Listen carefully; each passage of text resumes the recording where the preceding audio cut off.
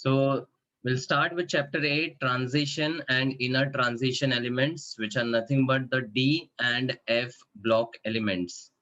So you can say that this is a continuation to the periodic table block elements, out of which we have completed P block elements of 12th standard, and now we are going to complete the D and F.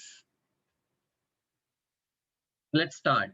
In which block of the modern periodic table are the transition and inner transition placed? In which block?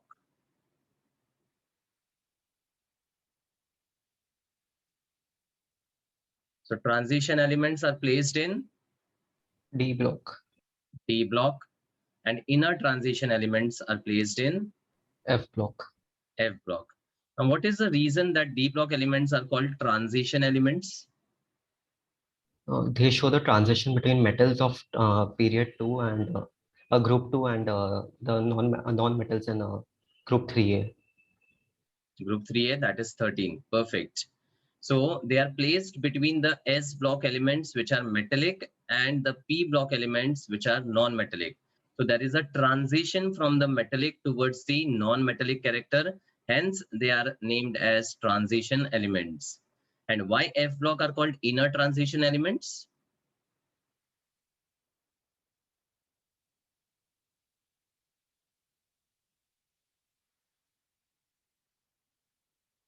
Where are F block elements placed? Below the periodic table. And where exactly in the period and group? Period 6 and 7, group 3. Perfect. After lanthanides and actinides. After lanthanum and actinum. Lanthanum के बाद जो 14 elements है, they are called lanthanides. And actinum के बाद जो 14 elements है, they are called actinides. And they are all buried into the third group of the periodic table. मतलब those 14 elements of F block are just placed in one group. The reason was the similarity in their properties. These elements were so very similar that they would not be placed in the different groups. Because periodic table में फंडा क्या है, अलग अलग group में properties differ करती है. अब एफ ब्लॉक के एलिमेंट्स इतने ज्यादा सिमिलर थे कि उनको अलग ग्रुप्स में नहीं प्लेस किया जा सकता था. That is why they were buried and fused inside the third group, which is actually the group of the transition or the D block elements. So क्योंकि वो transition elements के अंदर है, that is why they are called inner transition elements. So that's the reason with the name transition and inner transition elements. Fine. So now in this chapter, we are going to deal with the D block elements first, followed by the F block elements in the second part. Now कोई भी block elements जब मैं start करता हूँ, तो I always define it with the 3 parameters. The first parameter is the last electron entering into the dash orbital of dash shell. So her block elements के लिए you have to just fill in the blanks. So S block elements के लिए they are those elements in which the last, which is also called differentiating electron, last या differentiating electron enters the S block elements के लिए last electron enters the S orbital. S orbital of the which shell? Ultimate shell. Ultimate shell या फिर last shell. ठीक है, तो S block elements के लिए लास्ट इलेक्ट्रॉन S ऑर्बिटल में of the ultimate shell enter करेगा. P ब्लॉक एलिमेंट्स के लिए the last electron enters P orbital. P orbital of Ultimate shell. Ultimate shell. अब D ब्लॉक एलिमेंट्स के लिए last electron enters D orbital. D orbital of Penultimate shell.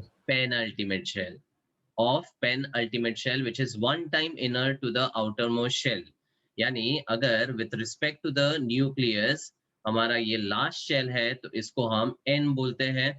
अब penultimate मतलब n-1 और pre penultimate हो जाएगा n-2. तो S and P के लिए this is the shell, D के लिए पेनल्टीमेट और F के लिए pre penultimate. Remember this, a simple trick for the block elements. ठीक है, और फाइनली f ब्लॉक एलिमेंट्स के लिए last electron would enter f orbital of pre penultimate shell. Pre penultimate shell. ठीक है, सो मैंने एक जनरल डेफिनेशन आपको बताया ब्लॉक एलिमेंट्स का. Once again I talk about D block elements. D block elements are defined as those elements in which the last also called as differentiating electron, because वो electron differentiate कर रहा है कि element कौन से block का है. ठीक है, so I'll just write last electron or differentiating electron enters the d orbital of penultimate shell. Penultimate मतलब one time inner as compared with the outermost shell. Clear? Now, after the definition, before moving on to the other parts, we will always talk about the Aufbau principle. What was this about? So the sequence in which the electron enters in the atom. In the orbits and shells of the atom. Orbitals. Orbit का concept is now null and void. Orbitals of a particular shell. ठीक है, तो अब यहाँ पर ये sequence जो था वो सिंपल वे से मैंने बताया था. So help me with the sequence. 1s 1s 2s 2p 2s 2p 3s 3p 3s 3p 4s 3d 4p 4s 3d 4p 5s 4d 5p 5s 4d 5p 6s 6s 4f 5d and 6p. Very good, excellent. And 7s 5f 6d and 7p. Perfect. So this is the sequence in which the electron enters in the increasing order of energy levels, and this is called as Aufbau principle. Aufbau principle. ठीक है, तो इसी Aufbau principle से आप observe करोगे तो S and P are lying in their ultimate shells. S and P are lying in the ultimate shells. But if I talk about the D block elements, तो D block elements में अगर आप देखोगे तो 3D is placed in the 4th period, 4D in the 5th period, 5D in the 6th period and 6D in the 7th period. इसीलिए हम D block elements के लिए पेनल्टीमेट शेल का कॉन्सेप्ट लेते हैं. उसके बाद अगर F को देखोगे तो 4F is placed in the 6th period and 5F is placed in the 7th period. मतलब ये 2 time inner है. That is why we call it as pre-penultimate shell. तो ये ऑफबाउ प्रिंसिपल से ही हमने कंक्लूजन निकाला है कि एस एंड पी के लिए अल्टीमेट शेल आता है, डी के लिए पेनल्टीमेट आता है और एफ के लिए प्री पेनल्टीमेट आता है. Is that clear? यस. अब एक summary about the subshell. So in an atom the subshells could be S, P, D and F. Subshell के अंदर we have the orbitals, and orbitals के अंदर each orbital can have a max capacity of 2 electrons. 2 electrons. तो यहाँ पर जितने भी orbitals होंगे it will give you the total electron capacity of total electron. ठीक है, तो S subshell has how many orbitals? 1. In fact the sequence was remembered as P के लिए 3, then 5 and 7. It's simply the odd number sequence 1, 3, 5, 7. अब इसको double कर लोगे तो आपको कैपेसिटी मिल जाएगी. तो S has a total capacity of 2 electrons, P के लिए 6 electrons, D के लिए 10 और F के लिए 14. और इसी कैपेसिटी के बेसिस पे हर ब्लॉक के नंबर ऑफ ग्रुप्स डिसाइड होते हैं. That is the reason the S block elements had 2 groups in the periodic table, and they were group number 1 and 2. Group number 1 and 2. Others are just spectators. Josh, Krish, Lisha, Doyle. I'm not teaching only Dev. I should have a conversation with all of you. And this is very basics which I'm discussing over here. तो उतना तो I expect and you should also expect from yourselves. P block के लिए there were 6 groups in the periodic table numbered from 13 to 18. 13 to 18. Then D के लिए From 3 to 12. 3 to 12. And that's where we observe that the D block elements are placed between the S and P block elements, and that is the reason they were called transition elements. और F के लिए the group is Group 3. हाँ group. अरे अभी तो Group बताया 3 ना. of period 6 and 7. Group 3 and period 6, 7. तो मैं groups की अगर बात करूं तो F block elements are buried deeply into the group third of the transition elements. That is why they are called inner transition elements. Clear? So this two things for any block element is very, very important. कोई भी block element अगर आपको बहुत basic से समझना है तो एक तो ऑफ प्रिंसिपल ले लो और एक ये वाला टेबल ले लो, आपको उसका बेसिक्स बहुत अच्छे से समझ में आ जाएगा. क्लियर है? Yes. Okay. Now, in the off-bow sequence, in how many periods do you observe the D subshell? In how many periods do you observe the D subshell? So 4. 4. And every D subshell has a capacity of how many elements? So 10. 10. So how many elements of the D block elements will you find in the periodic table?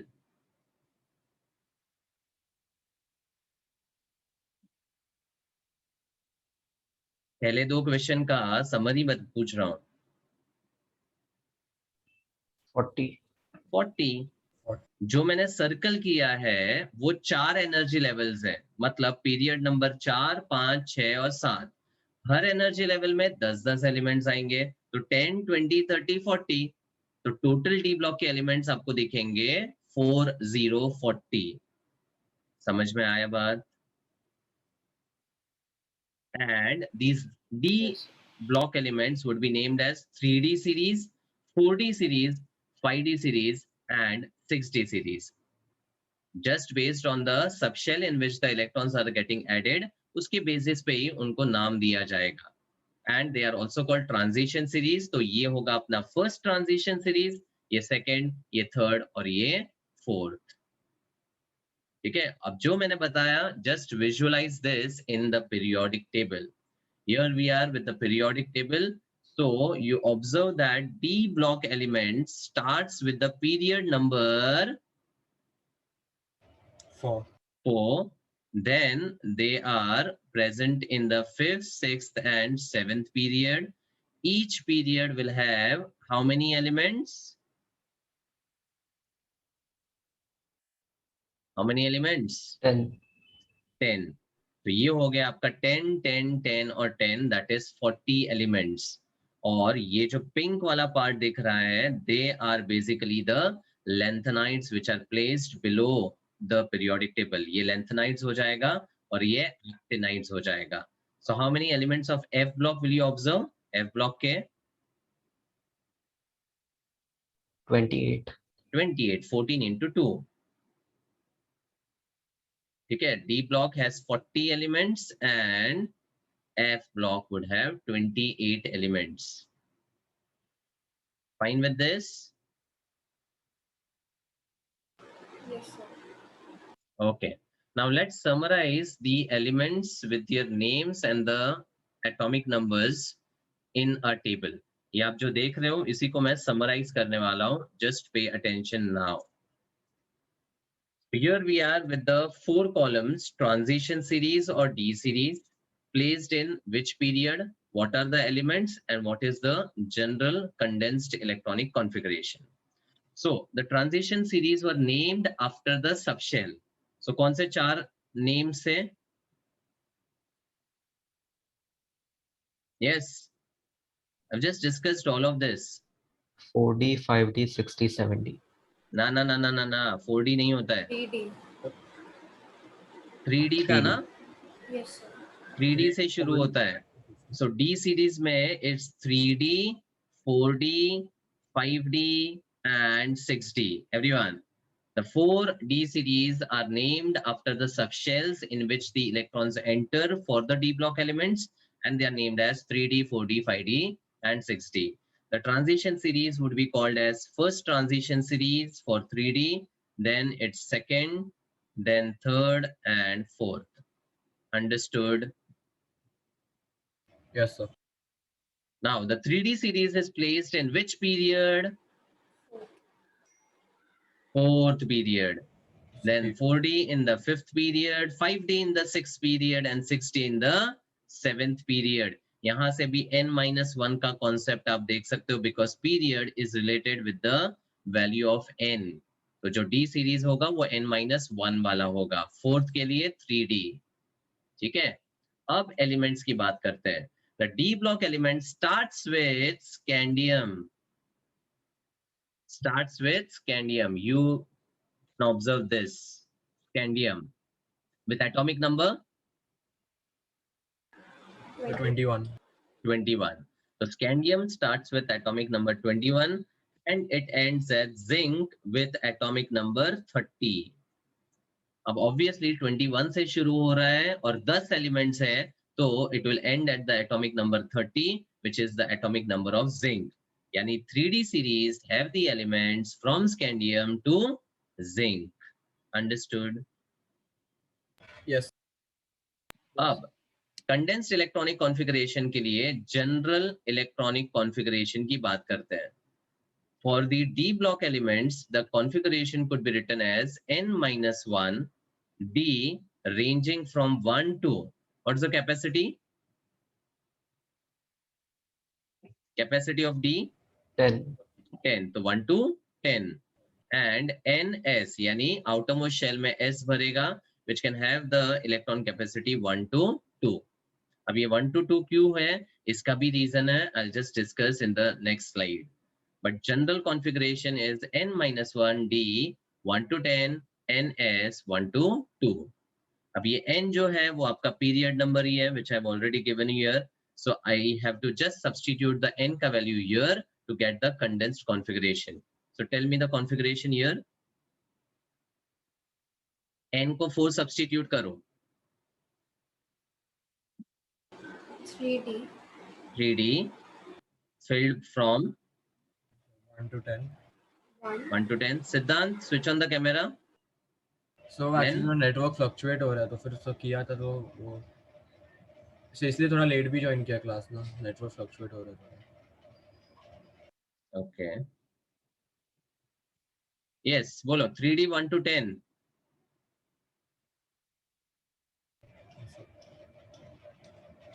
अरे भाई n को 4 substitute करो. 4s2. 4s 1 to 2. 4s 1 to 2. Now before scandium, which is the nearest inert gas? 21 के पहले, which is the nearest inert gas? So Neon. Argon. Argon, Having the yeah. atomic number? 18. 18. Perfect. समझा? So just look at the first row. The first transition series or the 3D series placed in the fourth period, having the elements scandium to zinc with a configuration 3D 1 to 10, 4s 1 to 2. Khatam. Now next, in the fifth period, the element starts with yttrium, yeah, yttrium, and ends at cadmium. Yttrium to cadmium. Now, इसके atomic number find करने का एक simple trick है. Let's go back to the periodic table. Now, after zinc ends at 30, how many elements we are crossing? अरे बोलो कितने elements cross कर रहे हैं यहाँ तक? 5. नहीं 5 कैसे, ये p ब्लॉक है ना। 6 कितना 6। फिर नेक्स्ट पीरियड में जब आएंगे तो before we reach yttrium we have to cross how many elements 2 क्योंकि एस ब्लॉक क्रॉस करना पड़ेगा ना। मतलब सिंपली 30 के बाद we are crossing how many elements before we are reaching yttrium 8 8। That's why the atomic number would be +9। आ रहा है कि नहीं 39। Yes sir. बस तो ये ट्रिक है। मतलब करना क्या है यहाँ पर 30 के बाद यू हैव टू ऐड +9। +9 करोगे तो इट्रियम मिलेगा 39। अब we have 10 elements, तो 39 से लेकर cadmium will be having the atomic number 48 48 +9 और करना पड़ेगा। सिंपल ना। ये देखो इट्रियम से कैडमियम पहुंच गए। यस और no. Yes sir. Yes, sir. अब वापस 48 के बाद यहाँ पर लेंथनम पे पहुंचने के लिए we have to cross Another 8 elements. another 8 elements. So 9th element would be the lanthanum, that is having the symbol La. Remember lanthanum is a D block element. इसके बाद 14 elements are called lanthanides. So if a question is asked lanthanum is a dash block element, it's a D block element. D block element. It's a D block element. ठीक है। So lanthanum का atomic number 48 plus 9 आ जाएगा, that is 57। अब यहाँ पर एक catch है, lanthanum के बाद we have a break of 14 elements which are called Lanthanides. lanthanides, और जो 15th element है that would be again the D block element. Are you getting it? lanthanum के बाद यहाँ पर देखो ये जो lanthanum है उसके बाद 58 से 71 ये जो 14 एलिमेंट्स है वो आपके कौन से हैं? कौन से? Lanthanides. Lanthanides। और इसके बाद जो नेक्स्ट एलिमेंट होगा which is the 15th element, that would be your again D block element. तो ये सीरीज ब्रेक है, राइट। सो करना क्या है यहाँ पर, lanthanum के बाद you add 15 to get the next element which I have got hafnium with atomic number 72 plus 15 करो देख। ठीक है, अब दो एलिमेंट्स आ चुके हैं तो लास्ट एलिमेंट तक रीच करने के लिए I have to add how much 8। तो 72 plus 8 हो गया 80 and 80 is nothing but mercury, the only metal in the liquid state. mercury 80। समझा? अब सेम चीज फॉलो करो। 80 के बाद how many elements we have to cross to reach the next element? 8। So again 9 add करोगे तो actinum पे आओगे। उसके बाद again there is a break। अच्छा 9 ऐड किया तो 89 हो जाएगा, right. Again there is a break of actinides। So next element का atomic number क्या होगा? +15 104 104। Rutherfordium discovered by Rutherford, and then you have to add +8 8। तो हो गया 112 and this is called CN। इसको अनअनवियम बोलते हैं, UUB, या फिर after the scientist discovery it is named as CN। The symbol is CN over here. ठीक है, तो देखो एक सिंपल सा तरीका यहाँ पर बताया है to get the atomic numbers. ठीक है, तो यहाँ पर मैं आपको लिख के भी दे देता हूँ। ये टेबल दिया नहीं है but this is a simple summary which you can remember. ठीक है, ये बाद में आप नोट कर लेना अपने नोटबुक में। I'll send you the PPT to refer to it, but make sure you write it while revising. तो क्या किया, we just need to remember the first element of the D block, that is scandium with atomic number 21. scandium with atomic number 21. 21 के बाद we added 9 to reach the last element of 3D series, that is zinc. उसके बाद next में आने के लिए वापस +9 किया तो हम पहुंच गए इट्रियम पे. इट्रियम से +9 किया तो कैडमियम पे पहुंचे, कैडमियम पे +9 किया तो लैंथेनम पे पहुंचे. अब लैंथेनम के बाद वी हैव टू ऐड 15, 15 के बाद वी हैव टू ऐड 8 क्योंकि 2 एलिमेंट्स हो चुके थे, और बाद में 9 ऐड करना है टू रीच एक्टिनम. एक्टिनम के बाद +15 किया, रुदरफोर्डियम आया, और +8 किया तो अननबियम आया with the symbol Cn. That's it. Are you getting this? Yes, sir. अब ये एलिमेंट्स को याद रखने के लिए ट्रिक है.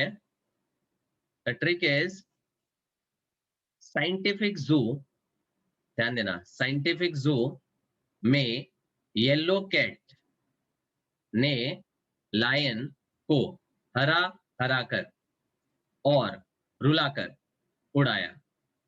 वाई उड़ाया? बिकॉज ये एक्चुअली अनबीएम करके भी होता है, यूयूबी. एक बार फिर से, साइंटिफिक जू यानी स्कैंडियम टू जिंक में येलो कैट यानी इट्रियम टू कैडमियम में लायन को हरा हरा कर, लायन लैंथेनम, हरा हरा कर हैफ्नियम टू मर्क्यूरी, और रुलाकर एक्टिनम रुदरफोर्डियम उड़ाया ununbium. Clear? This is just the mnemonic to remember. एक दो बार आप रिवाइज करोगे, उसके बाद इसकी जरूरत भी नहीं पड़ेगी. Just for the initial stage this is required. So scientific जू में येलो कैट ने लायन को हरा हरा कर और रुलाकर उड़ाया. Clear? So the first and the last element of the D block elements could be remembered over here. अब देखो यहाँ पर ये मर्क्यूरी हो गया, then this is रुदरफोर्डियम and this is Cn. Got it? कोपरनीशियम बोलते हैं इसको, या अननबियम. कोपरनीशियम या अननबियम. अब let's fill up the condensed electronic configuration. So you have to just substitute the n का value here. Tell me. For the 4D series, it will be argon के बाद क्या आता है? Krypton, Krypton. Krypton के नीचे xenon, xenon, and xenon के बाद radon, radon. So here it will be 4D 1 to 10 and 5s 0 to 2. Now यहाँ पर there is one element which is palladium, the white gold, which is having a configuration in which the s has 0 electron in the 5s subshell. ठीक है, तो there are stability reasons for it, but ये एक ही ऐसा element है जहां पर 0 electronic configuration s में आता है, इसलिए स्टार मार्क किया है, समथिंग which is important. फिर आता है xenon. xenon में आएगा 5d 1 to 10 and 6s 2. अब यहाँ पर 1 to 2 नहीं आता है बिकॉज ये वाले जो एलिमेंट्स है दे आर आफ्टर लेंथेनाइड्स. तो जो आफ्टर लेंथेनाइड्स या पोस्ट लेंथेनाइड्स है, they always have their s electron completely filled, s subshell completely filled. और उसके पहले यहाँ पर 4f का इलेक्ट्रॉनिक कॉन्फ़िगरेशन आ जाएगा 4f14, क्योंकि लेंथेनाइड्स भर चुका है ना, उसके बाद ये हैफ्नियम टू मर्क्यूरी कंटिन्यू हो रहा है. Getting it? Yes sir. Similarly अब यहाँ पर can you help me with the 6D series after knowing 5D series का configuration? So 5f14, 5f14, 6d 1 to 10, and 7s2. perfect. Clear? So this part of the chapter in the introduction is very, very important. So मैंने mnemonic भी बता दिया, the trick to remember the atomic numbers, and then configuration के लिए just follow this general configuration. And तीन चीजें याद रखनी है, यहाँ पर 0 to 2 आता है और यहाँ पर complete filled रहता है because they are placed after lanthanides and actinides. reasons should be clear. Okay.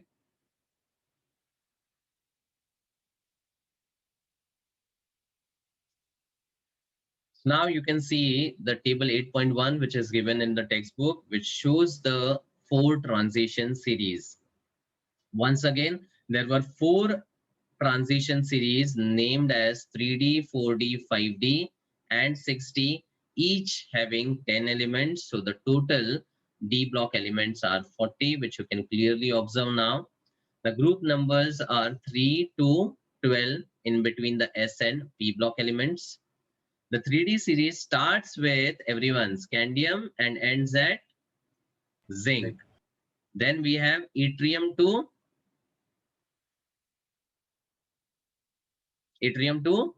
cadmium. Then we have lanthanum to mercury. lanthanum नहीं, अभी इसमें हमेशा बोलने का lanthanum followed by hafnium and then mercury because ये series break important है. Then 60 series Actinum followed by Rutherford. actinum followed by Rutherford and then अनन्वियम या फिर कोपर्निशियम. And atomic numbers बहुत simple है to understand and remember it. तो elements के नाम याद हो गए, symbol याद हो गए और atomic numbers याद हो गए, बस हो गया. It's that simple. So it's scandium to zinc, yttrium to cadmium, lanthanum, hafnium, mercury, actinum, rutherfordium, copernicium. Right? Now, moving to the electronic configuration of 3D series of D block elements. Of 3D series was having the elements starting from scandium and ending at zinc. And the atomic numbers were ranging from 21 to 30. Up 21 to 30 वाले elements, I hope everyone remembers that. नहीं याद है तो वापस बताता हूँ. Scandium, titanium, vanadium, chromium, manganese. Iron, cobalt, nickel, that's famously Fe-Co-Ni elements, followed by copper and zinc. और इसको भी याद रखने का एक ट्रिक था. Science teaches very cruel men, Fe-Co-Ni cousin. Science teaches very cruel नहीं, very cute men, Fe-Co-Ni cousin. ठीक है? So scandium, titanium, vanadium, chromium, manganese. बाकी के 5 एलिमेंट्स अब बहुत सिंपल है. Fe-Co-Ni cousin, iron, cobalt, nickel, copper, zinc. पहले 5 elements को ध्यान दो. Scandium, titanium, vanadium, chromium, manganese. Science teaches very whatever man and Fe-Co-Ni cousin. ठीक है? अब इलेक्ट्रॉनिक कॉन्फ़िगरेशन एक्सपेक्टेड में हम क्या करेंगे? 3D को प्रोग्रेसिवली फिल करेंगे 1 to 10 and 4s would be completely filled, that is 2. तो इसमें एक्सपेक्टेड कॉन्फ़िगरेशन में देखो क्या करना है. 3D 1 2 3 4 5 6 7 8 9 10 and 4s में completely filled है. अब यहाँ पर वो 4s 1 to 2 लिखने का रीजन था कि there are 2 elements which is chromium and copper, दोनों C वाले एलिमेंट्स है. chromium and copper which had the configuration, observed configuration different than expected. और क्या डिफरेंस था? यहाँ पर 4s का एक इलेक्ट्रॉन 3D में स्विच कर जाता है and we have the configuration as 3d5 4s1 and इसका 3d10 and 4s1. And इसका reason we have already discussed in the 11th syllabus of atomic structure. Can anyone recollect that? Half-filled and full-filled configurations are more stable.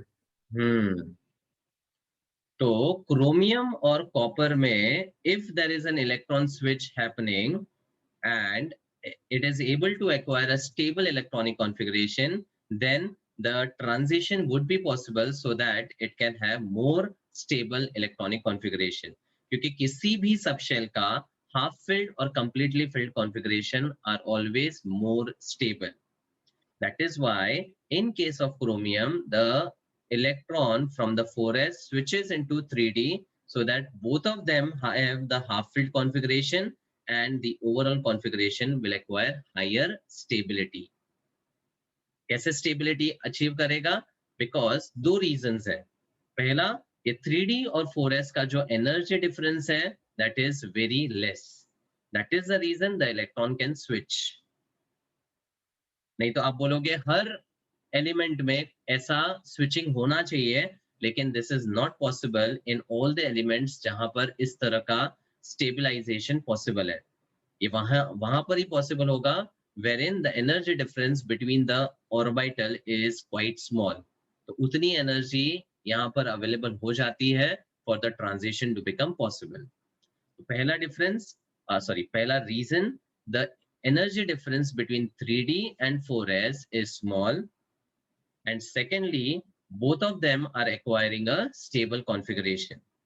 क्यों stable हो रहा है? क्योंकि जब switch करेगा तो उसकी कुछ एनर्जी कंज्यूम हो जाएगी, and when the energy will become lesser the stability will become, energy कम तो स्टेबिलिटी ज्यादा. ठीक है. और सेम चीज यहाँ कॉपर में भी होता है. the electron from the 4s switches into 3D, thereby having a completely filled 3D configuration and half filled 4s configuration. बस बाकी पूरा कॉन्फ़िगरेशन आप देखोगे तो एग्जैक्टली सेम है. Agreed? Yes. Is this table clear? ये टेबल में ज्यादा कुछ नहीं है, just 3D 1 to 10 progressively fill करना है और 4s को कंप्लीटली फिल करना है एक्सपेक्टेड में. ऑब्जर्व में खाली दो एलिमेंट्स में कॉन्फ़िगरेशन डिफर करता है, that is chromium and copper, and the reason is simple. The difference in energy is quite small, and after the electron transfer it acquires a stable half filled or completely filled electronic configuration. That's it. Got it?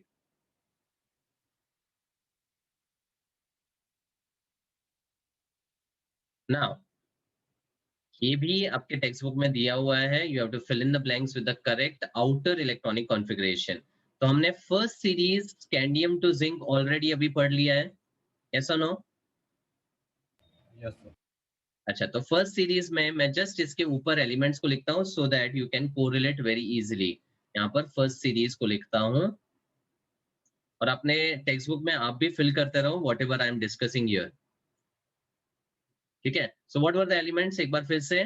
First series का starts with Scandium, scandium, then titanium, vanadium, chromium, manganese, iron, cobalt, nickel, copper, and zinc. cousin, copper and zinc. ठीक है. अब यहाँ पर we have to fill up the next element which is placed below chromium. Now what was chromium configuration?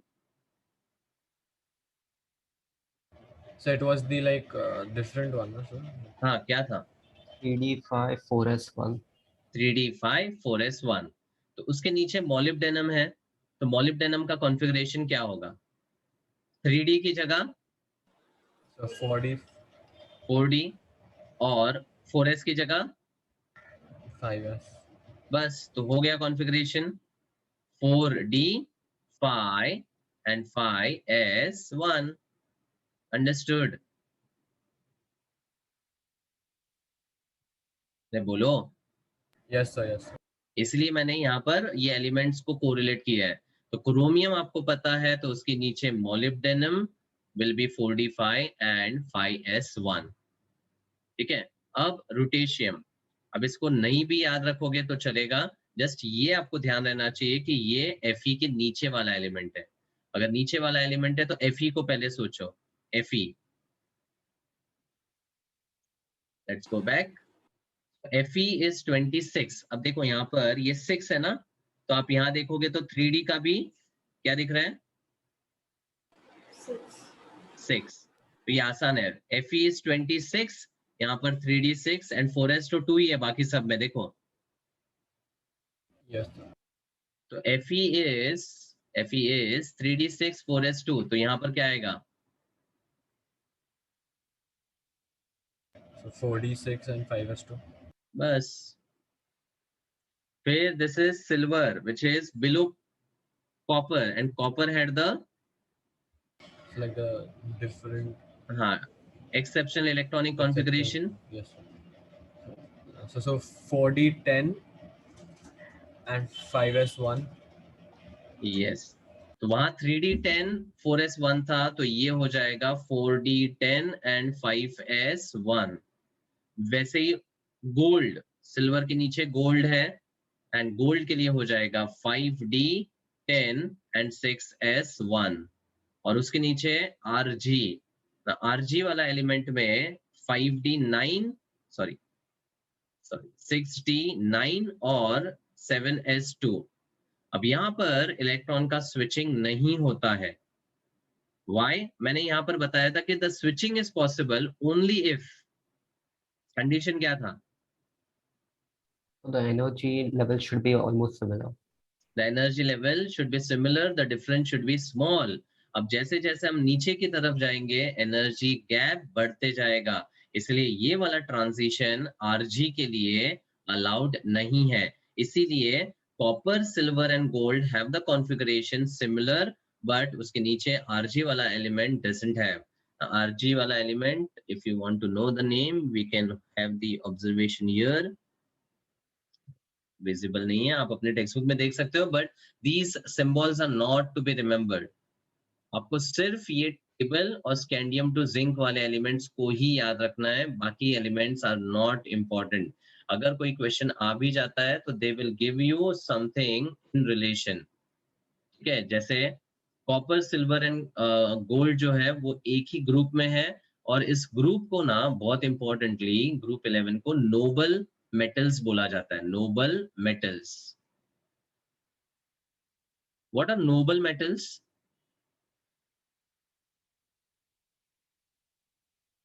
noble gases तो सुना होगा ना आपने?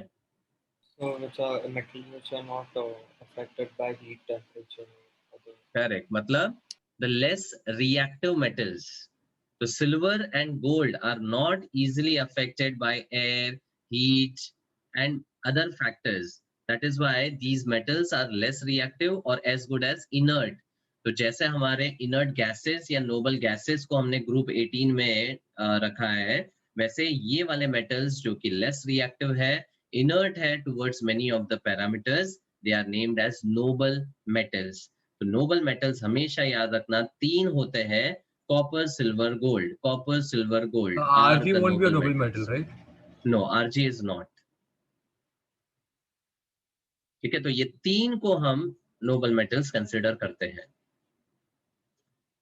ठीक है, now coming back we have next hafnium. Hafnium scandium के टिटेनियम के नीचे वाला एलिमेंट है. तो जैसे यहाँ पर 4d2 5s2 है, वैसे यहाँ पर 5d2 6s2 होगा. वैसे ही मैंगनीज के नीचे टेक्नीशियम है, यहाँ पर रेनियम है. नाउ टेक्नीशियम जो है that is having the configuration which is exceptional, क्योंकि यहाँ पे 5s1 वाला configuration है. लेकिन रेनियम में ये जो मैंगनीज के नीचे है, पहले मैंगनीज को देखते हैं. मैंगनीज इज 25, तो यहाँ पर होगा 3d5. वैसे ही यहाँ पर ये 3d है, ये 4d है, तो ये 5d. तो इधर डायरेक्टली 5d5 और 6s2 वाला configuration आता है. डॉबेरिनियम डीबी वाला एलिमेंट जो है 105, ये वनेडियम के नीचे है. वनेडियम के नीचे यहाँ पर 63 और 7s2 वाला कॉन्फ़िगरेशन होगा. ठीक है, अब जनरली जो इंपॉर्टेंट कॉन्फ़िगरेशंस आपको याद रखने हैं वो मैं आपको मार्क करवा के देता हूँ, वही आप अच्छे से ध्यान में रखो. स्कैंडियम टू जिंक तो याद रखना ही है, ये पूरा हमने पीछे देख लिया है. ठीक है, उसके बाद द नोबल मेटल्स यानी कॉपर, सिल्वर एंड गोल्ड. तो कॉपर याद रह जाएगा, तो ये दोनों भी याद हो जाता है. फिर क्रोमियम के नीचे भी है मोलिब्डेनम एंड टंगस्टन. टंगस्टन सुना है? टंगस्टन कहां पर यूज होता है? So the filament of bulbs. The filament of bulbs. So tungsten is a very high melting metal. So that is the reason it is used in the filament of bulbs, because it can withstand a very high temperature. अब यहाँ पर observe करो, chromium का configuration और molybdenum का configuration D5 और S1 वाला है, लेकिन टंगस्टन में वैसा नहीं है. Once again the reason is same. 5D and 6S में the electron switch was not possible, and that's why tungsten का कॉन्फ़िगरेशन 5D4 6S2 वाला है, जो कि expected कॉन्फ़िगरेशन है.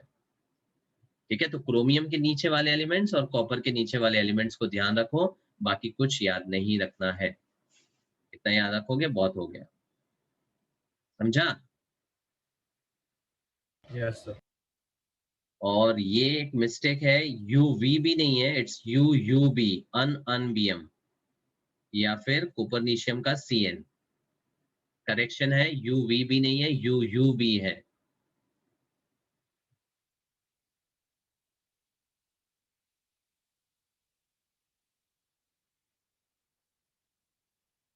Got this? Yes sir. Now moving to the some properties. So first part is understanding the oxidation states of first transition series. Now ये जो भी properties हम discuss करने वाले हैं, we are restricting to the first transition series, मतलब scandium to zinc वाला. First transition series मतलब 3D series. I hope you are understanding the words. Yes? Yes sir. First transition series is nothing but 3D series from scandium to zinc. अब इनके oxidation states को relate कर रहे हैं.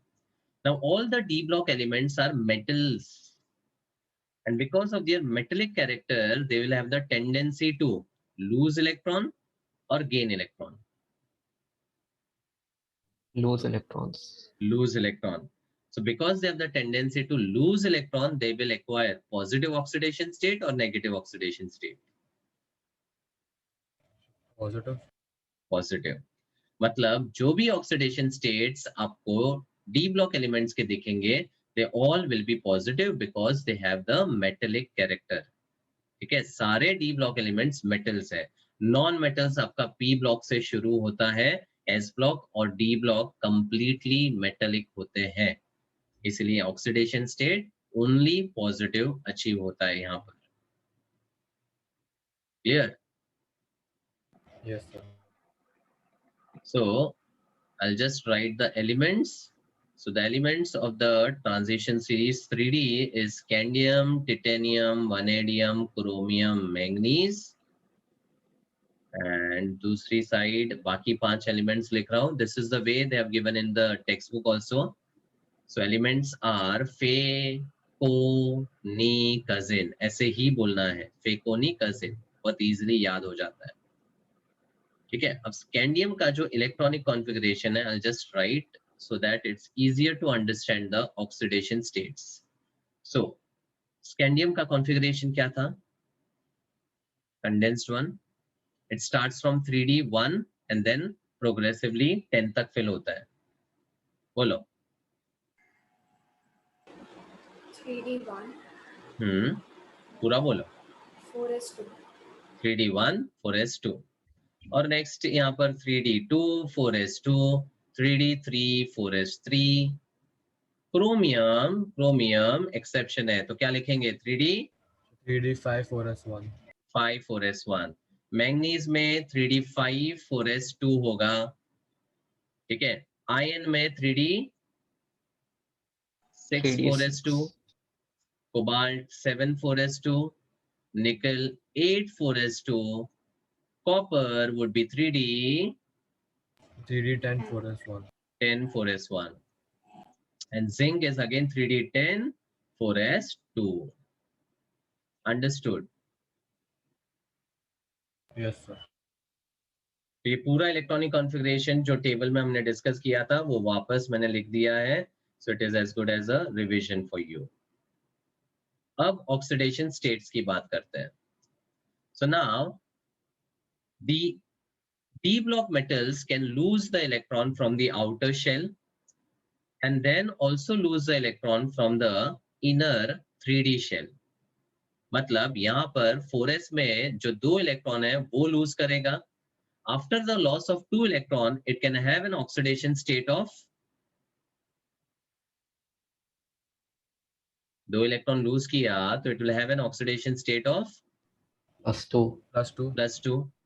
And उसके बाद अगर 3D का एक इलेक्ट्रॉन भी लूज किया तो it can have +3. +3. So the possible oxidation states are +2 and +3.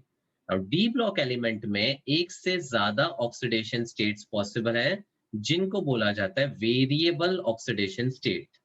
Make a note of that. Variable oxidation state. S block के metals की बात करेंगे तो sodium. How many oxidation states of sodium were possible? Na. Sodium. Na के ऊपर कभी charge देखा है? उसको ऑक्सीडेशन स्टेट्स बोलते हैं. So only one. Only one, that is +1. वैसे calcium, which is alkaline earth metal, has +2. +2. तो इसको बोला जाता है फिक्स्ड ऑक्सीडेशन स्टेट. क्या बोलते हैं? Fixed oxidation state. Fixed oxidation state. एक से ज्यादा ऑक्सीडेशन स्टेट जब मेटल पे होता है, it's called variable oxidation state. और डी ब्लॉक में ये वेरिएबल पॉसिबल इसलिए है because the energy difference between 3D and 4s is very less. Very less. That is why the electrons can be lost from the 4s as well as So from 3D. 3D. बस तो reason के साथ concept को समझो. It will be very easy to understand and then remember. अब same way में titanium 4s के 2 electron निकालो तो it will have +2. +2. And 3D में जब इलेक्ट्रॉन जाता है ना तो सबसे पहले electron always enter as a single or a paired electron. Single. Single. कौन सा रूल था ये? Hund's rule of maximum multiplicity. Excellent excellent. Hertz rule of maximum multiplicity. तो जब 3D में 2 इलेक्ट्रॉन होगा वो तो अकेला अकेला होगा ना, इसलिए now there will be a loss of the electron 1 by 1. यानी 4s के 2 निकलने के बाद it can also lose from the 3D 1 by 1. Hence titanium के oxidation states could be +2 के अलावा everyone +3. +3 and +4. +4. आ रहा है समझ में? बोलो. Yes, sir. अब वनेडियम के लिए 3D 3,4s2 क्या क्या ऑक्सीडेशन स्टेट हो सकते हैं? बोलो. So +3. पहले 4s में से निकालने का क्योंकि आउटर शेल है. +2. So +2. +2 and then 1 by 1. +3. +3. +3. +4. +4. +5. +5 तक जा सकता है. क्रोमियम में 4s का निकालो.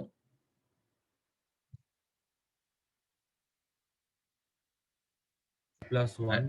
+1. अब 5 इलेक्ट्रॉन एक एक करके निकलेगा तो it can have oxidation state up to +6. +6. खत्म. मैग्नीज में 2 निकाला उसके बाद 5 एक एक करके निकलेगा तो it can have oxidation state up to +7. +7. Clear? बोलो. Yes, sir. देन आयन में अब यहां से बहुत important concept. The moment we have more than 5 electrons in the D, then the 6th electron will get Paired. Completely filled. paired. अब यहाँ पर pairing शुरू हो जाएगा. So once the pairing starts, then the removal of the electron, the paired electron, becomes quite difficult. तो ion के लिए यहाँ पर 2 इलेक्ट्रॉन तो निकलेगा, उसके अलावा there is only 1 electron removal further possible because the ionization energy, यानी energy required to remove the electron, becomes so very high that the further removal becomes quite difficult. इसलिए कोबाल्ट और निकल में भी despite of the electrons which are unpaired, the ionization energy is so very high the removal becomes difficult. इसलिए cobalt के लिए भी सिर्फ एक ऑक्सीडेशन स्टेट जनरली पॉसिबल है, +2, या फिर sometimes we can have a +3 oxidation state also possible. Clear? Now यहाँ पर अगर ऑक्सीडेशन स्टेट्स की बात करें तो आयन में अगर हम ये एक एक इलेक्ट्रॉन निकाल दे तो after 2 I can have +3, +4, +5 and +6 तक जा सकता है, लेकिन it is quite uncommon for the ion to show these higher oxidation states. इसलिए कॉमन की अगर बात करें तो हमारे पास ये ही 2 कॉमन स्टेट्स पॉसिबल है. कोबाल्ट के लिए भी 2 and 3 पॉसिबल है. निकल के लिए मोस्टली ये +2 ही बताता है. कॉपर में +1 के अलावा +2 बता सकता है और जिंक +2 ही बताएगा, क्योंकि 3d10 में से इलेक्ट्रॉन निकालना पॉसिबल नहीं है. यहाँ पर कॉपर में अगर देखोगे तो after removal of 1 electron from the 4s, the next electron is very difficult to be removed. Still, copper shows the +2 oxidation state. In fact, in 2 oxidation states का नाम भी है. The +1 is called cuprous and the +2 is called cupric. cupric. अब ये cupric वाला oxidation state कब possible होता है, उसका रीजन है जब कॉपर को पानी में डालते हैं ना, in the aqueous solution, it can show a higher oxidation state of +2. मतलब कॉपर का +2 ऑक्सीडेशन स्टेट स्टेबल किसमें है? वाटर. In water. तो वाटर में जाने के बाद क्या हो जाता है? वाटर में जाने के बाद यहाँ पर कॉपर का आयन जो है that gets surrounded with the water. Now whenever a cation gets surrounded with the water, let's say यहाँ पर कॉपर का +2 आयन है और ये पानी के साथ सराउंड हो गया, where the oxygen का negative charge attracts the copper. So whenever an ion is surrounded by the water, there is some energy which is released, and that energy is called He.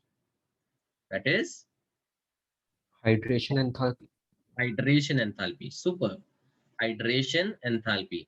कोई भी cation पानी में जाने के बाद पानी से सराउंड हो जाता है, तब एक एनर्जी रिलीज होती है, उसको बोलते हैं हाइड्रेशन एंथैल्पी. और दूसरा होता है कॉपर +1 से +2 में कन्वर्ट करने के लिए आयोनाइजेशन एंथैल्पी. अब ऑब्वियस ही बात है कि आयोनाइजेशन एंथैल्पी काफी ज्यादा होगी, क्योंकि 3d10 में से इलेक्ट्रॉन निकालना इज क्वाइट डिफिकल्ट. बट पानी में जाने के बाद ये जो हाइड्रेशन एनर्जी रिलीज होती है ना, वो आयोनाइजेशन एनर्जी को भी डोमिनेट कर जाता है. So here the hydration energy is so very high that it compensates for the ionization energy, and that's why copper in the aqueous solution has a stable oxidation state of +2 possible. समझा? Yes. दो energies में competition हो रहा है और competition में जीता कौन? Hydration enthalpy. So hydration enthalpy इतनी ज्यादा हो जाती है कि वो आयोनाइजेशन एनर्जी को भी कॉम्पेंसेट कर जाता है. इसकी वजह से कॉपर का +2 ऑक्सीडेशन स्टेट एक्वियस मीडियम में स्टेबल होता है. Only in aqueous medium. Remember that. Is that clear? तो ये सिमिलर टेबल आप देख सकते हो अपने टेक्स्ट बुक में. It's given in the same manner. Just that जो कॉमन और स्टेबल ऑक्सीडेशन स्टेट्स हैं वो धीरे धीरे as we progress with the chapter you will be able to understand. Fine.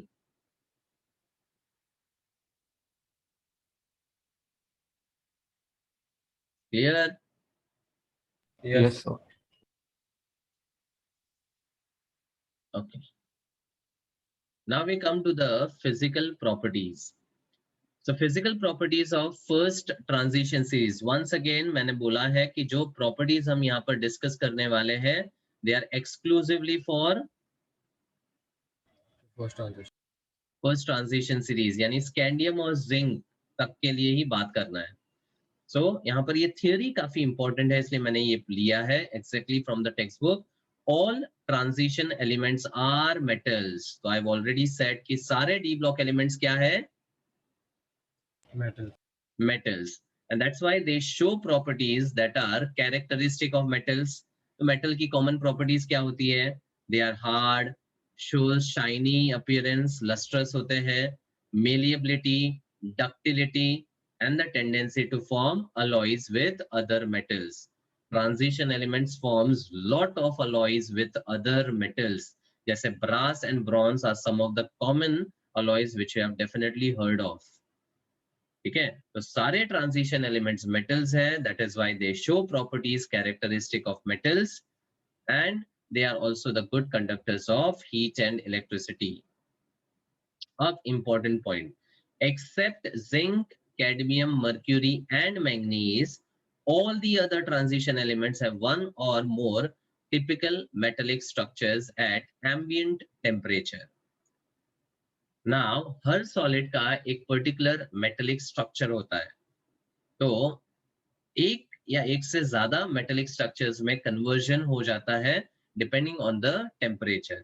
लेकिन ये जो ट्रांजिशन एलिमेंट्स है, it's shown by all the transition element with the exception of zinc, cadmium, mercury and manganese. Manganese का एक abnormal metallic structure होता है जो change नहीं कर सकता because of the stability factors. और जिंक, कैडमियम में मर्क्यूरी ये क्यों नहीं कर सकते? उसका रीजन है, if we go back to the periodic table, you observe that zinc, cadmium and mercury, they are all the last elements of each period, last elements of each period pertaining to d block elements, right? Yes sir. तो यहाँ पर इन सब में d का configuration हमेशा क्या रहता है? D10. हाँ, कंप्लीटली फिल्ड रहता है. और s का configuration Completely filled. completely filled रहता है. Now, because both the configuration of the D and S are completely filled, there is no tendency to show the transition with respect to the metallic structures. इसलिए zinc, cadmium, mercury को हम बहुत बार we refer as non-transition elements. मतलब ये transition series में तो है, लेकिन इसकी बहुत सारी प्रॉपर्टीज ट्रांजिशन एलिमेंट के जैसी नहीं होती है. That is why zinc, cadmium, mercury are very importantly also referred as non transition elements. क्या बोलते हैं?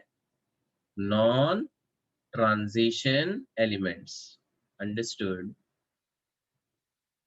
तो कई बार एमसीक्यू में आ सकता है the non transition elements are, and ये एलिमेंट्स पेयर्स में दिए जाएंगे. तो याद रखो, last element of every period of the D block are non transition elements, because ये एलिमेंट्स जो है बहुत सारी ऐसी प्रॉपर्टीज है जो ट्रांजिशन एलिमेंट्स की शो नहीं करते हैं. ठीक है? So in the textbook they're given Zn, Cd, Hg and Mn. So it would be a Cn. ये वाला Yes sir. नहीं, Mn बराबर है, क्योंकि Mn जो है ना, इसमें एबनॉर्मल लेटाइज स्ट्रक्चर होता है. Mn, Cn को तो हम कंसिडर नहीं करते हैं. Mn has abnormal lattice structure. अब इसका रीजन जो है ना, it is completely observation based. मतलब इसका कोई जस्टिफिकेशन एज सच नहीं दे सकते हैं. ये एज पर ऑब्जर्वेशन है कि इसका जो स्ट्रक्चर है वो एबनॉर्मल था, इसीलिए ये बाकी ट्रांजिशन एलिमेंट्स जो है उनके एक से ज्यादा मेटेलिक स्ट्रक्चर्स हो सकते हैं. Oh, okay sir. अब नेक्स्ट देखो, these transition elements. So whenever we refer transition element, we have to just eliminate the three elements, क्योंकि इनको क्या बोला है हमने? The non-transitional. हाँ, तो ध्यान देना स्टेटमेंट को. These transition metals, with the exception of zinc, cadmium and mercury, are very hard and have low volatility. They possess high melting and boiling point. Obviously, अगर कोई मेटल हार्ड रहेगा तो उसका melting and boiling point generally high रहेगा. लेकिन zinc, cadmium and mercury are very soft metals. ये बहुत ही soft metals होते हैं क्योंकि उनका डी कॉन्फ़िगरेशन कंप्लीटली फिल्ड होता है. अब फंडा क्या है? जितना डी इलेक्ट्रॉन्स अनपेयर्ड रहता है उतना वो मेटेलिक बॉन्ड्स बना सकता है। मतलब जब हम D5 की बात करते हैं तो ऑल द 5 इलेक्ट्रॉन्स आर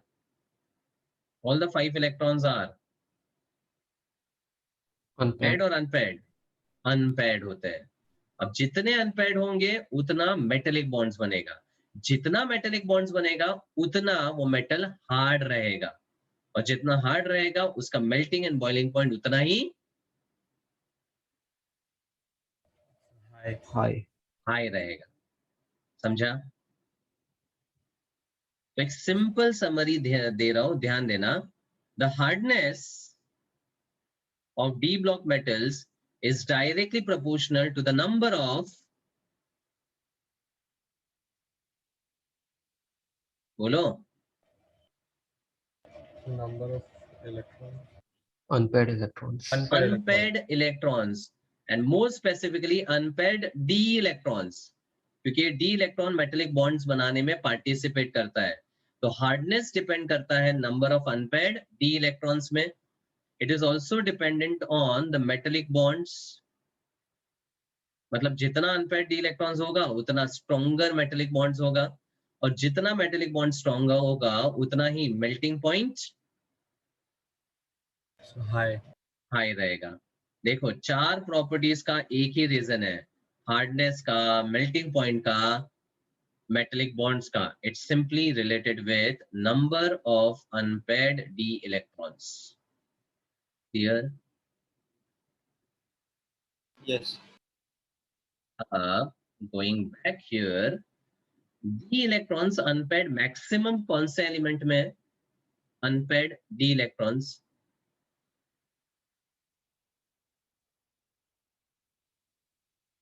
कब से पेयरिंग शुरू हो जाता है? Chromium and after- manganese. Ion से पेयरिंग शुरू होगा ना, मतलब मैक्सिमम अनपेयर्ड इलेक्ट्रॉन्स कहाँ दिखेंगे? क्रोमियम और Manganese. मैंगनीज। लेकिन मैंगनीज के लिए मैंने क्या लिखा था अभी? So it is a abnormal lattice structure. हाँ, तो थियोरेटिकली क्रोमियम और मैंगनीज का मेल्टिंग पॉइंट और हार्डनेस सबसे ज्यादा होगा। ज्यादा होना चाहिए, लेकिन मैंगनीज में एबनॉर्मलिटी की वजह से एक्सेप्शन है। तो सबसे highest melting point scandium to zinc में किसका दिखेगा? So chromium. Very good. अब look at the graph given, you look at the peak, yes और no? Yes sir, yes. And manganese देखो एबनॉर्मली एकदम नीचे चला गया because of So abnormal abnormal lattice. Lattice structure. अब जैसे पीक यहां पर क्रोमियम का आया, क्रोमियम के नीचे था what is MO? Molybdenum. Molybdenum, और उसके नीचे था So tungsten. नीचे मतलब पीरियोडिक टेबल में, क्रोमियम के नीचे मोलिब्डेनम, मोलिब्डेनम के नीचे टंगस्टन। और जैसे जैसे हम डाउन द ग्रुप जाएंगे वैसे वैसे उसका मेल्टिंग पॉइंट हाई होते जाएगा। क्रोमियम के बाद मोलिब्डेनम का मेल्टिंग पॉइंट काफी हाई है और टंगस्टन का उसके भी ऊपर है। इसीलिए पूरे डी ब्लॉक में टंगस्टन का melting point is found to be Highest. highest, and that is the reason it is used as So the filament and bulb. filament in bulbs. Now you understand the reason. Yes sir. Yes. तो खाली peaks को ध्यान दो। From titanium to vanadium to chromium, the melting point goes on Increasing. because melting point depend करता है unpaired d electrons पे। तो obviously titanium से vanadium से chromium it is going on increasing. Then there is a sudden So dip in case of manganese. manganese because of Abnormal lattice structure. abnormal lattice structure, and after that there is an increase for iron, and iron cobalt nickel mein it is almost having the Same. same melting point, and then suddenly there is again a dip. Now why there is a dip at copper? सोचो So it can't form any So metallic there is no bonds. unpaired. There are no unpaired d electrons, क्योंकि copper में D10 आ गया ना, तो जैसे ही D10 आ गया melting point बहुत कम हो जाएगा, और जिंक में उससे भी कम हो जाएगा. इसीलिए तो zinc, cadmium, mercury are found to be very soft metals, और इसीलिए मर्क्यूरी इतना ज्यादा सॉफ्ट मेटल है कि it exist as a Liquid. Liquid. तो ये फैक्ट आपको पता था, लेकिन अब रीजन समझ में आया. Mercury has a D10 configuration. It doesn't have any ability to form metallic bonds, and that is why it is very soft and a low melting metal. Understood? Yes, sir. Clear? See, properties अगर समझ के read करोगे तो it is very interesting. आपको रटना नहीं है, you have to just understand. जैसे मैंने यहाँ पर एक्सप्लेन किया आपको कि सबसे मैक्सिमम अनपेयर्ड इलेक्ट्रॉन्स क्रोमियम और मैंगनीज में होता है, बट मैंगनीज हमने ऑलरेडी डिस्कस किया है कि as observed it has abnormal lattice structure. तो टिटेनियम से वनेडियम से chromium increase, sudden dip manganese, then iron में इंक्रीज, फिर फेकोनी कांस्टेंट, एंड देन कॉपर में वापस नीचे हो जाता है. बस ये ग्राफिकली आप समझोगे तो इट्स वेरी इजी. आपको वैल्यूज याद नहीं रखना है, इस रीजन के साथ ट्रेंड्स को समझना है. एंड ऐसा ही ट्रेंड आपको बाकी पीरियड्स के लिए भी दिखेगा. समझा? Yes, sir. Fine. So in this physical properties we had discussed about the metallic nature, then about the melting and boiling point, जिसका ये relation बहुत सारी प्रॉपर्टीज को एक साथ रिलेट कर देगा. Hardness, number of unpaired electron, metallic bonds, melting point, सब कुछ रिलेटेड है. ठीक है? Yes, sir. Then we have trends in atomic properties of first transition series. Once again, as I've said, अपने लिए सिलेबस में सिर्फ फर्स्ट ट्रांजिशन सीरीज के ऊपर फोकस है. ठीक है? Now tell me what the first property under this is atomic and ionic radii. Now tell me, how do we measure the atomic radii?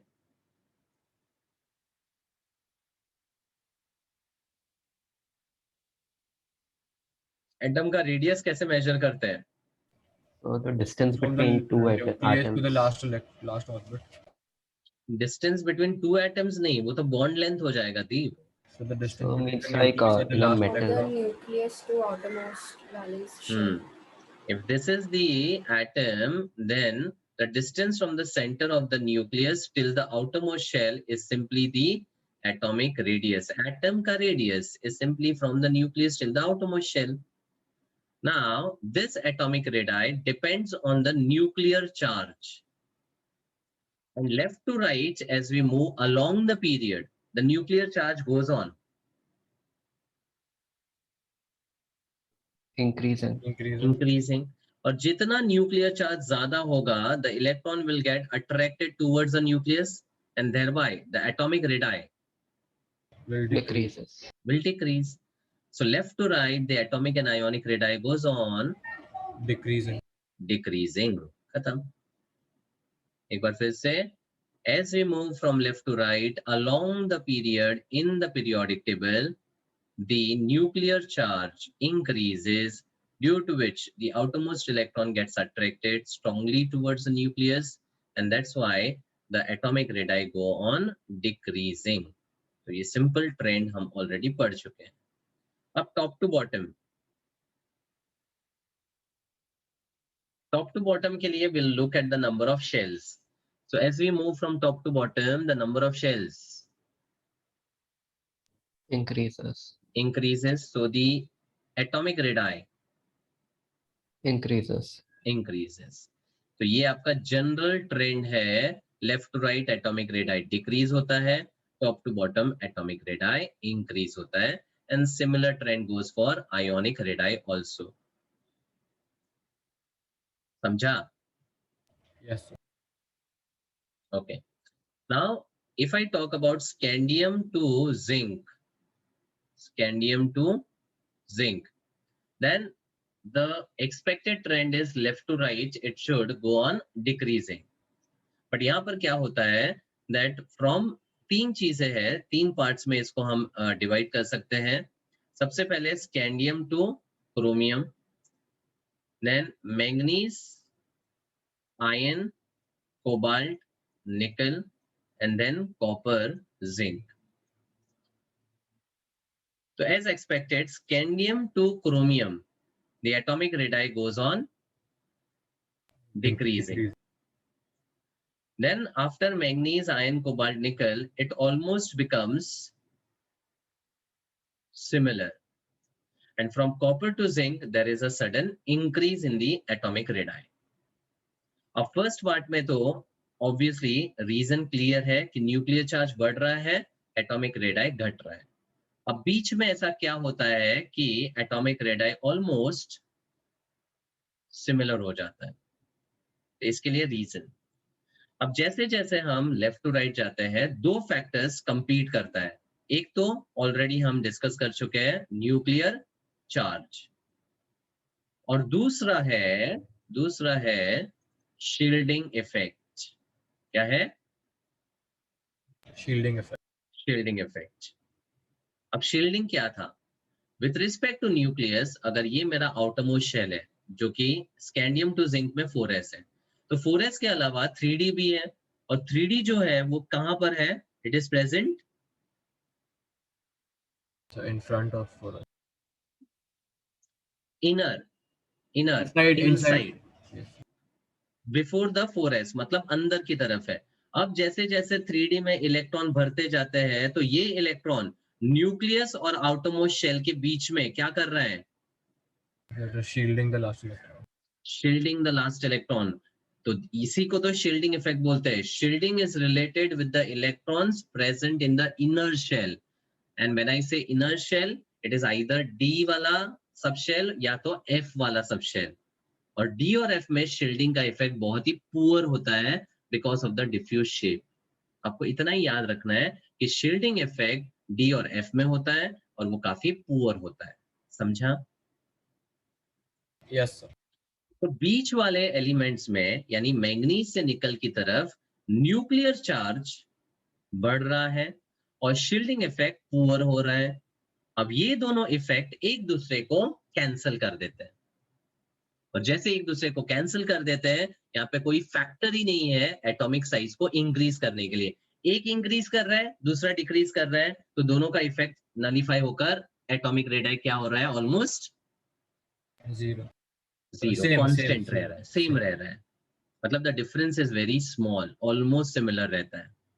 इसीलिए तो आयन, कोबाल्ट, निकल को हम हमेशा पेयर्स में बात करते हैं, फेकोनी, because of the similarity in their properties. बहुत सारी प्रॉपर्टीज फेकोनी की सिमिलर है. समझा? यस. तो ये रीजन है बीच वाले एलिमेंट्स का. अब कॉपर और जिंक में सडन इंक्रीज क्यों होता है?